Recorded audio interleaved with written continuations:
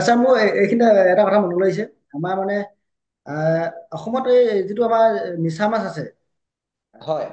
মিছা মাছটো পালন মানে পৰিৱেশ আছেনে আমাৰ অসমত? এইটো পালন কৰি লাভ হ'ব, কেনেকুৱা ধৰণৰ লাভ হ'ব? নিশ্চয় নিশ্চয় আমি ইতিমধ্যে মই ক'ব লাগিব যে অসমৰ মীন পালন ক্ষেত্ৰখনৰ যিখিনি প্ৰয়োজনীয় যাৰ যিটো পেকেজ অফ প্ৰেক্টিচ মানে হয়। এইটো ইতিমধ্যে ইণ্টাৰনেটতো উপলব্ধ আছে যে উম। অসম কৃষি বিশ্ববিদ্যালয়ৰ পৰা উলিওৱা পেকেজ অফ প্ৰেক্টিচ তাত আছে যে মাছৰ লগত আমাৰ কাৰ্পজাতীয় মাছৰ লগত মিছা মাছৰ পালন বিশেষকৈ ডাঙৰ যিটো মিছা মাছ যিটো উম। ইংৰাজীত কোৱা মানে বৈজ্ঞানিকভাৱে কয় মেক্ৰ'বেকিয়াম ৰজেনবাৰ্গ জাইণ্ট ফ্ৰেছ ৱাটাৰ প্ৰন বুলি কয়। হয়। এই বস্তুৰ যিটো আমাৰ যিটো প্ৰযুক্তি আচলতে আমি ইতিমধ্যে উদ্ভাৱন কৰিছো। অ। উদ্ভাৱন কৰাৰ কাৰণে আমাৰ প্ৰযুক্তিত ইতিমধ্যে আছে আৰু ইয়াৰ ক্ষেত্ৰত আমাৰ কৃষকসকলে ভয় কৰিবলগীয়া একো নাই যে তেওঁলোকে যদি ভাবে যে তাৰ পোনাটো উপলব্ধতা কৰিব পাৰে যদি আনিব পাৰে উম। বিশেষকৈ অসমত আচলতে লুণীয়া পানী অৰ্ধলুণীয়া পানী হয়। কম থকাৰ কাৰণে ইয়াত মাছটোৱে কণী দিব নোৱাৰে মিছা মাছটোৱে। হয়। তেতিয়া হয়। সেইকাৰণে আমাৰ ব্ৰহ্মপুত্ৰ নদীত যদিও এই মাছবিলাক আছে ইহঁতে প্ৰজনন কৰিবলৈ নদীৰ মোহনালৈ গুচি যায় বংগোপসাগৰৰ মোহনালৈ গুচি যায়। গতিকে সেই মোহনা অঞ্চলতহে ইহঁতে কণী পাৰে। গতিকে এইটো ধৰি লওক ইলিছ মাছটো সম্পূৰ্ণ অপজিট। যদি ইলিছ উম। মাছৰ ক্ষেত্ৰত চোৱা যায় ইলিছ মাছটো আপোনালোকে নিশ্চয় শুনিছে আজিৰ পৰা একমাহ মানৰ আগত ধুবুৰী মানকাছাৰত ধৰি যথেষ্ট পৰিমাণে ইলিছ আহি ওলাইছিলে। হয়। এই কাৰণে যে এই মাছটো প্ৰজননৰ কাৰণে ওপৰলৈ উঠি আহে নদীবিলাকলৈ উঠি আহে আৰু উম। আমাৰ মিছা মাছটোৱে প্ৰজনন কৰিবৰ কাৰণে নদীৰ ফালে সাগৰৰ ফালে ধাৱমান হয়। গতিকে এতিয়া কৃত্ৰিমভাৱে আমি মাছ পালন কৰিব মানে মিছা মাছ পোনা উৎপাদন কৰিব পৰা হয়। হয়। 2012-13 চনত আপোনাৰ ফিচাৰী ডিপাৰ্টমেণ্টে গুৱাহাটীতে তাৰ এটা হেচাৰী প্ৰতিষ্ঠা কৰি মাছ উম। এনেধৰণে মিছা মাছৰ পোনা উৎপাদন কৰিছিলে আৰু মানে সেই মাছ পোনা আমি নিজেও চাইছিলো। হয়। আৰু তাত কিন্তু মানে মূলত আমি এই ধৰি লওক অৰ্ধলুণীয়া পানী আমি বনাই দিব লাগে। এতিয়া যদি আপুনি কোৱা মতে যদি কোনোবাই কৰিবলৈ ইচ্ছা কৰে কি কৰিব হয়। তেতিয়াহ'লে তেওঁ কৰিব লাগিব যে তেওঁ এবিঘাই হওক বা দুবিঘাই যিমান প্ৰকাৰৰ ডাঙৰে পুখুৰী নহওক মাত্ৰ এটা কথা লক্ষ্য ৰাখিব লাগিব যে পুখুৰী নিম্ন ভাগত খোৱা মাছৰ পৰিমাণটো নাইকিয়া কৰি দিব লাগিব।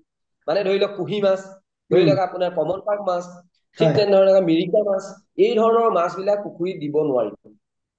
দিব দিলে মানে লাগিব কেনেকুৱা কি ধৰণৰ ৰৌ দিব পাৰিব। মানে কিবা অসুবিধা মানে হয় সমস্যাটো কি যদি দিয়া হয়? সমস্যাটো এইটো যে আমাৰ যিবিলাক মিছা মাছ থাকে সেই মিছা মাছ বিলাকে মাটিৰ একেবাৰে ওচৰত থাকে মানে তলৰ উম। যদি এটা পুখুৰী চাই পুখুৰী একেবাৰে তলৰ অংশ সেই মাছখিনি থাকে অ। অৰ্থাৎ এই মাছবিলাক কাৰণে যদি মিকা মাছটো বা কুঁহি মাছটো বা কমন কাৰ্পটো মাছটোৰ লগত কম্পিটিশ্যন কৰে তেতিয়া ইয়াৰ কষ্ট হ'ব ইয়াৰ উৎপাদন ক্ষমতা বঢ়াত মানে অসুবিধা হ'ব। হয়। লগতে হয়। যিহেতু ইয়াত তলৰ ফালে থাকে মৃত বস্তুবিলাক খাদ্য খায় উম। সেইকাৰণে সেই সময় ইহঁতৰ খাদ্যৰ কাৰণে ইহঁতৰ মাজত কম্পিটিশ্যন হ'ব অ। প্ৰতিযোগিতা হ'ব। গতিকে হয়। সেইকাৰণে আমি ওপৰত থকা বা মাজত থকা যেনে গ্ৰাছ কাৰ্প থাকিব পাৰে চিলভাৰ কাপ থাকিব পাৰে ৰৌ মাছ থাকিব পাৰে বাহু মাছ থাকিব পাৰে তাৰ লগত আমি প্ৰায় 20-25% আমি এনেধৰণে এই আমাৰ যিটো ফ্ৰেছ ৱাটাৰ প্ৰন বা উম। জাইণ্ট ফ্ৰেছ ৱাটাৰ প্ৰন বা ডাঙৰ মিছা মাছ আমি পালন কৰিব পাৰো। আকৌ এটা কথা লক্ষ্য ৰাখিব লাগিব মিছা মাছ পালন কৰোঁতে কিন্তু চাব মিছা মাছটো মাছ নহয়। মিছা মাছ এটা সন্ধিপদী প্ৰাণী আৰু এই প্ৰাণীটোৰ যিহেতু ডাঙৰ হওঁতে মাছটোৰ নিচিনাকে ই বাঢ়ি গুচি যাব নোৱাৰে। ই অ। কি কৰিব লাগিব ই মুঠ সলাব লাগিব সাপৰ নিচিনাকে মুঠ অ। সলাব লাগিব। হয়। হয়। গতিকে মুঠ সলোৱাৰ কাৰণে আমি যথেষ্ট পৰিমাণৰ তাত নিমখ ধৰি লওক আপোনাৰ কেলচিয়াম তাত প্ৰয়োগ কৰিব লাগিব। যে কেলচিয়াম প্ৰয়োগ বুলি কওঁতে ভয় খাবলগীয়া নাই আমি যিটো নিয়ম মাফিক চূণ দি থাকো উম। যদি আমি মীন পালন ক্ষেত্ৰখনৰ আমাৰ অসমৰ পুখুৰীত আমি প্ৰতি বিঘাত আমি 10 কেজিকে চূণ দিয়াৰ কথা কওঁ উম। মানে পি এইচ হয়। সেইটো ক্ষেত্ৰত যদি ধৰি লওক আমি 15 দিনৰ মূৰে মূৰে 10 কেজি দিব লাগিব প্ৰতি বিঘাত। অ। তেতিয়া কি মানে হব ইহঁতে মুঠ সলাব পাৰিব আৰু উম। মুঠ সলোৱা সময়খিনিত ইহঁতৰ আকৌ এটা কথা থাকে যেতিয়া মুঠ সলাই প্ৰতিটো মাছে একেলগতে মুঠ নসলায়। গতিকে মুঠ সলাই থাকোতে আন এটা মাছে আকৌ ইটো মাছক খাই দিব পাৰে মানে মিছা মাছক। অ।